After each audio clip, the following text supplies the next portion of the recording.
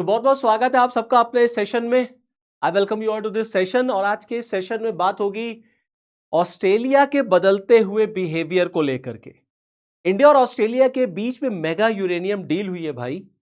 और अगर मैं आपको 2010 से लेकर 2026 के बीच ऑस्ट्रेलिया के बदलते हुए व्यवहार, बदलते हुए उसके बिहेवियर को डायसेक्ट करूं, तो आप देखिए ये वही ऑस्ट्रेलिया है जिसने 2010 में भारत को यूरेनियम देने से साफ साफ मना कर दिया था और कहा था इंडिया क्योंकि एनपीटी का पार्ट नहीं है, इंडिया ने एनपीटी साइन नहीं किया हुआ है, इंडिया एनपीटी का मेंबर नहीं है। NPT that is nuclear non proliferation treaty. तो ऑस्ट्रेलिया ने भारत को यूरेनियम देने से मना कर दिया था, कहा हम भारत को यूरेनियम नहीं देंगे। हमें भारत पे शक है कि भारत इस यूरेनियम का इस्तेमाल पीसफुल तरीके से करेगा या बम बनाने के लिए करेगा, न्यूक्लियर बम बनाने के लिए करेगा। वहां से ये जर्नी चलती है 2010 से, और आज यही ऑस्ट्रेलिया है दोस्तों 2026 में इसने इंडिया के साथ इसी यूरेनियम को लेकर के डील साइन की है और अब ऑस्ट्रेलिया इंडिया को ये यूरेनियम देने जा रहा है। आप देखिए हमारे प्राइम मिनिस्टर साहब इंडोनेशिया से होते हुए ऑस्ट्रेलिया पहुंचते हैं दोस्तों। इंडोनेशिया से ऑस्ट्रेलिया गए, अभी ऑस्ट्रेलिया से वो न्यूजीलैंड भी जाएंगे। अब ऑस्ट्रेलिया का जो ये दौरा रहा है हमारे देश के प्राइम मिनिस्टर का, ये भारत के पॉइंट ऑफ व्यू से, विकसित भारत के पॉइंट ऑफ व्यू से, जो 2047 भारत का लक्ष्य है उसके पॉइंट ऑफ व्यू से ये टूर पीएम साहब का बहुत इंपॉर्टेंट है। 18 डील यहां पर इंडिया और ऑस्ट्रेलिया के बीच में हुई हैं, अलग अलग एरियाज को लेकर के। उसमें डिफेंस भी है, उसमें मैरीटाइम सिक्योरिटी भी है, उसमें साइबर सिक्योरिटी भी है, उसमें एजुकेशन भी है, ट्रेड भी है। लेकिन जो सबसे इंपॉर्टेंट डील है वो डील है दोस्तों यूरेनियम को लेकर के। और इंडिया और ऑस्ट्रेलिया के बीच में यूरेनियम एक्सपोर्ट करने का यहां पर अब ये डील साइन हो चुका है और ऑस्ट्रेलिया दूसरा ऐसा देश बन गया है जो भारत को यूरेनियम देगा। इससे पहले इंडिया ने कनाडा के साथ 2.6 बिलियन का यूरेनियम डील साइन किया था। मींस कनाडा पहला राष्ट्र बना था जिसने ये तय किया था वो इंडिया को यूरेनियम देगा, और अब ऑस्ट्रेलिया इस लाइन में आ चुका है। अब दरअसल ये ऑस्ट्रेलिया जो पहले भारत को यूरेनियम नहीं दे रहा था, अब एकाएक ऐसा क्या बदल गया कि उसने इंडिया को यूरेनियम देने का मन बना लिया। भाई भारत तो आज भी एनपीटी का मेंबर नहीं है। तो इसके पीछे दोस्तों बहुत बड़ी ताकत है शांति बिल की, शांति एक्ट की। जो ये शांति बिल 2025 में आया था, आप सबने आई एम श्योर नाम सुना होगा, the sustainable harnessing and advancement of nuclear energy for transforming India. ये जो बिल आया था जिसमें भारत सरकार ने न्यूक्लियर एनर्जी में प्राइवेट सेक्टर को भी ओपन कर दिया था। मींस प्राइवेट सेक्टर का भी पार्टिसिपेशन यहां पर अलाउ कर दिया गया था, और जो रूल्स एंड रेगुलेशंस थे उसको थोड़ा बहुत गवर्नमेंट ऑफ इंडिया ने चेंज किया। इस शांति बिल की वजह से ऑस्ट्रेलिया ने अब ये डिसाइड किया कि वो भारत को भैया यूरेनियम देगा। आप देखिए जहां तक यूरेनियम का सवाल है, दुनिया का 28% अकेला यूरेनियम का जो रिजर्व है वो ऑस्ट्रेलिया में ही पाया जाता है। आप देख सकते हैं ये अलग अलग कंट्रीज हैं जहां यूरेनियम होता है। चीन है, साउथ अफ्रीका है, नाइजर है, रूस है, नामीबिया है, कनाडा है और कजाकिस्तान। इसमें सबसे ज्यादा आप देखेंगे ऑस्ट्रेलिया है 28% के साथ। अब क्वेश्चन ये उठता है भारत को यूरेनियम क्यों चाहिए। बढ़ती हुई जरूरत को देखते हुए 2047 भारत का लक्ष्य है एक डेवलप्ड राष्ट्र बनने का। इस डेवलप्ड राष्ट्र बनने के लिए हमारी अर्थव्यवस्था को तेजी से बढ़ना होगा। अर्थव्यवस्था में तेजी लाने के लिए हमें ऊर्जा की जो जरूरत है उसको पूरा करना पड़ेगा, क्योंकि जब इकोनॉमी आगे डेवलप होगी तो आपको एनर्जी की रिक्वायरमेंट बढ़ेगी, एनर्जी की डिमांड बढ़ेगी, आपको इलेक्ट्रिसिटी चाहिए। जिस तरीके से देश में मॉडर्न जो आपकी इंडस्ट्रीज है वो यहां पे आ रही हैं, उनके लिए 24 घंटे अनइंटरप्टेड बिजली आपको चाहिए होगा, इलेक्ट्रिसिटी सप्लाई आपको चाहिए होगी। इन सब चीजों के साथ साथ हमको क्लीन एनर्जी चाहिए। हमको ऐसी एनर्जी चाहिए जो इन्वायरमेंटल फ्री हो, मींस इन्वायरमेंटल फ्रेंडली हो। कहने का मतलब ये हो गया कि भारत का मैक्सिमम जो एनर्जी प्रोडक्शन है, हम आज भी 70% से ज्यादा बिजली जो है ना वो कोयले से ही बनाते हैं। और लक्ष्य हमारा पर्यावरण को बचाना भी है, एनवायरनमेंट को प्रोटेक्ट भी करना है। So that's why India needs a clean energy. Carbon emission हमें कम करना है। अब इन सब चीजों के लिए एक ही चीज है जो आपकी इन जरूरतों को पूरा कर सकती है, क्योंकि सोलर एनर्जी, टाइडल एनर्जी, ये सारी चीजें इन्वायरमेंट पर, मींस आपके पर्यावरण पर डिपेंड करती है, मींस मौसम पर डिपेंड करती हैं। तो एक ही ऑप्शन आपको यहां से निकल के आता है, वो है यूरेनियम।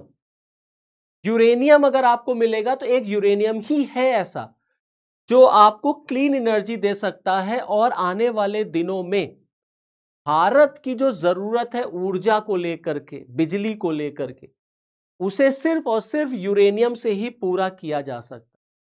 आप देखिए, 1 ग्राम यूरेनियम उतनी बिजली प्रोड्यूस करता है जितना 2000 किलो हाई क्वालिटी का कोयला प्रोड्यूस करता है। तो कोयले का अगर आप इस्तेमाल करेंगे बिजली बनाने में, तो इन्वायरमेंट एक तो पॉल्यूट होता है, कार्बन इमिट होता है। हमको इसका आंसर चाहिए और इसका आंसर हमको यूरेनियम से मिलेगा। तो अब जाकर के ऑस्ट्रेलिया ने भी भारत को यूरेनियम देने के लिए यहां पर डील साइन किया।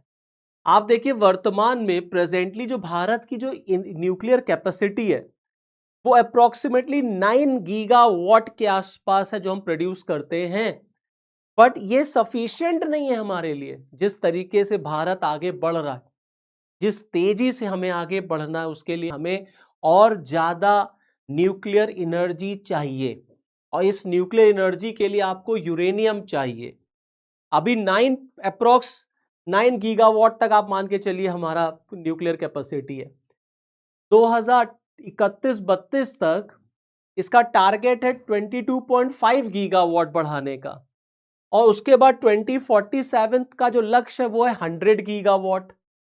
हमारा लक्ष्य है 100 गीगावाट का।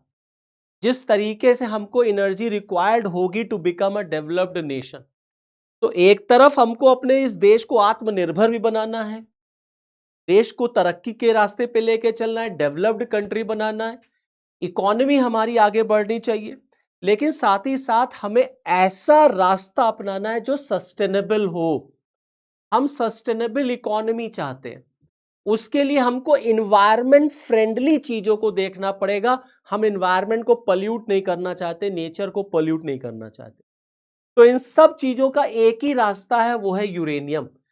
और इस यूरेनियम की जो कहानी है दोस्तों, वो 2005 से शुरुआत हुई, जब डॉक्टर मनमोहन सिंह के टाइम पर इंडिया और अमेरिका के बीच में न्यूक्लियर डील साइन हुआ था, दैट इज 123 डील। तो इंडिया को यूरेनियम को लेकर के, या ये कह लीजिए न्यूक्लियर एनर्जी को लेकर के, भारत को किस रास्ते पे आगे चलना चाहिए, इसका फाउंडेशन डॉक्टर मनमोहन सिंह लिख करके गए। तो डॉक्टर मनमोहन सिंह का जो कंट्रीब्यूशन है, आप उसको डिनाय, आप उसको इग्नोर नहीं कर सकते। अमेरिका के साथ ये डील साइन की गई, बड़ी लड़ाइयां लड़ी गई, यहां तक कि संसद के अंदर इनकी सरकार, जो कांग्रेस की यूपीए की सरकार थी, वो तक गिरने को आ गई थी। और फाइनली जा करके इसको फिर पास कराया गया कांग्रेस की पार्लियामेंट से, अमेरिकन कांग्रेस से, और आपके इंडिया की पार्लियामेंट से। तो डॉक्टर मनमोहन सिंह का जो कंट्रीब्यूशन है फ्रेंड्स, वो यहां पर बहुत बड़ा कंट्रीब्यूशन है। आज जो हम इंडिया को न्यूक्लियर एनर्जी की तरफ लेकर के चल रहे हैं, उसमें आप डॉक्टर मनमोहन सिंह के योगदान को भूल नहीं सकते। इनको आपको हमेशा याद रखना है। अब साथ ही साथ अगर आप देखें आज की कंडीशन में, भारत में इस समय 24 रिएक्टर्स है अक्रॉस 7 लोकेशन।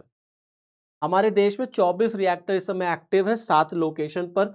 नरूरा है, रावत भाटा है, काकरापार है, तारापुर है, कैगा है, कुंडकोलम है और कलपक्कम। ये हमारी कैपेसिटी है और इससे हम 8.8 गीगावाट तक प्रोड्यूस करते हैं। अब यहां पर जो ऑस्ट्रेलिया आपको यूरेनियम देगा, जो कनाडा आपको यूरेनियम देगा, उसका इस्तेमाल हम कर सकते हैं अपने इस देश में न्यूक्लियर एनर्जी को प्रमोट करने के। ये तो बात हो गई इंडिया और ऑस्ट्रेलिया के बीच हुए यूरेनियम डील को लेकर के कि भारत को यूरेनियम की क्यों इतनी जरूरत है। अब यहां पर एक और डायमेंशन भी है कि हमारे प्राइम मिनिस्टर साहब जो इंडोनेशिया होते हुए ऑस्ट्रेलिया गए, उसमें एक सबसे इंपॉर्टेंट पार्ट आता है क्वाड का। इंडिया और ऑस्ट्रेलिया दोनों क्वाड के मेंबर हैं। इंडिया, ऑस्ट्रेलिया, जापान और अमेरिका, ये क्वाड के 4 मेंबर्स हैं, इंडिया, ऑस्ट्रेलिया, अमेरिका और जापान, जिसका बेसिक मोटिव है इंडो पैसिफिक में चाइना के दबदबे को काउंटर करना, उसको रोकना। हम सब जानते हैं इस इंडो पैसिफिक रीजन में चीन का कितना दबदबा है, चाइना यहां पर किस तरीके से इंटरफेयर करता है, इंक्रोचमेंट करता है, एक्सपेंशनिस्ट पॉलिसी फॉलो करता है।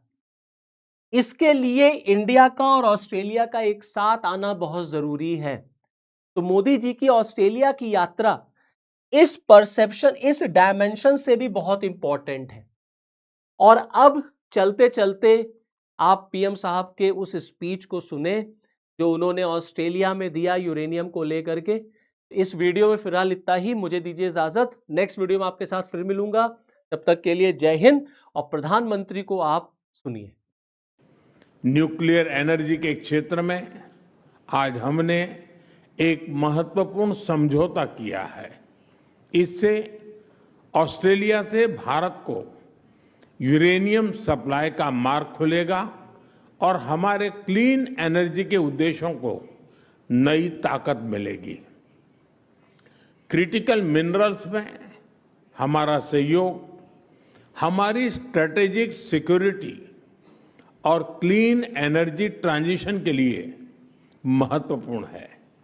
इसी सोच के साथ आज हमने Australia India partnership on cyber, critical technologies and supply chains यानी AI पैक्ट की पहल ली है। हम मिलकर क्रिटिकल मिनरल्स कॉरिडोर पर भी काम करेंगे।